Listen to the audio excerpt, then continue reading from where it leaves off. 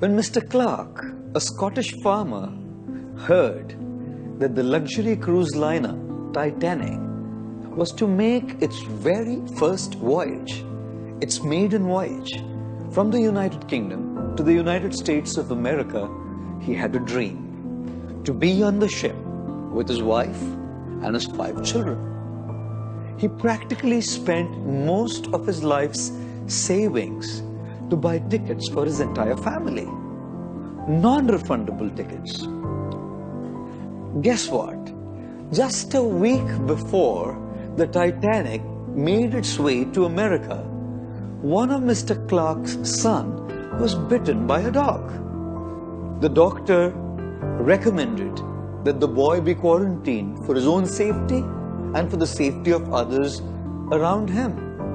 Mrs. Clark suggested that he and the other children actually make their way on the trip. But Mr. Clark's conscience did not allow him to leave his wife and his ill son behind.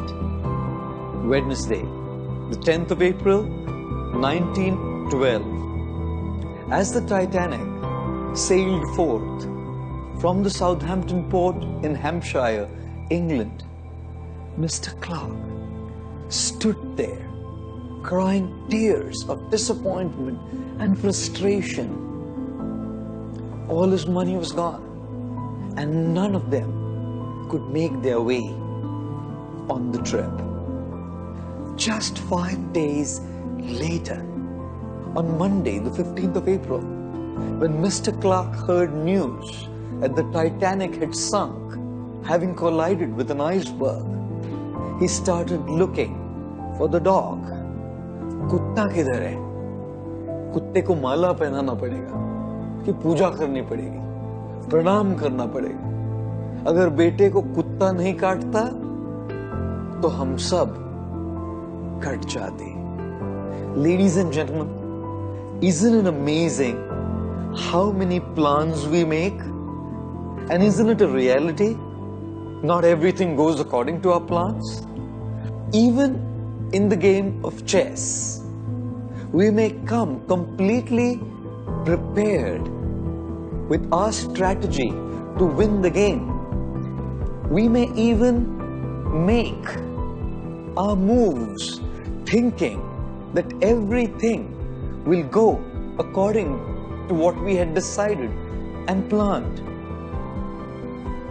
The reality, however, is once we have made our move, we have no control over the moves that the opponent will make.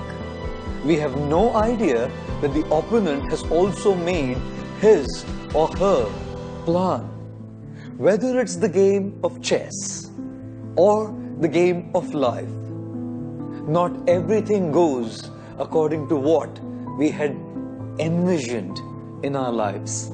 This is exactly why there's a great need to go with the flow, to not be rigid about what we had decided, to learn to change our strategy as per the need of the moment.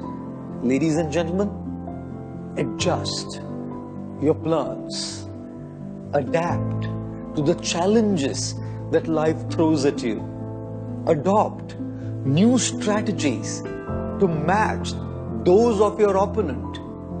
Life, apply the greatest virtue of flexibility. Don't be rigid. Let's learn a very important lesson from the river Ganga as she emanates from the Himalayan mountains with her plan to move and reach her destination. She is not rigid. She is extremely flexible. As sometimes mountains throw challenges in the form of rocks on her path, she does not stop. She will either go above them or under them, around them, but she keeps moving until she reaches her destination. Whatever challenge comes on your pathway, just keep moving.